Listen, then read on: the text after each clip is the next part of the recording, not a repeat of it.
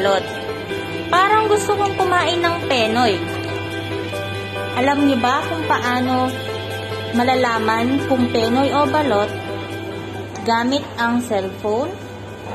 Ganito po yun. Paano malaman kung penoy o balot ang isang itlog gamit ang cellphone? Una, dapat nakabukas ang flashlight. Magta-try na tayo. Kapag dark,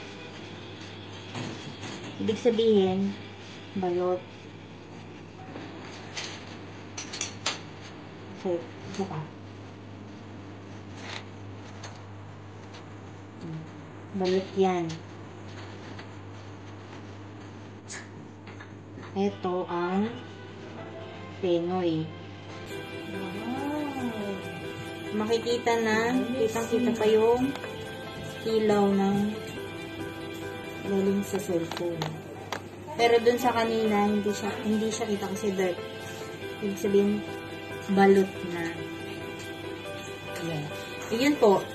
Ganun po malalaman kung penoy o balot. Isang itlog, gamit po ang flashlight sa cellphone.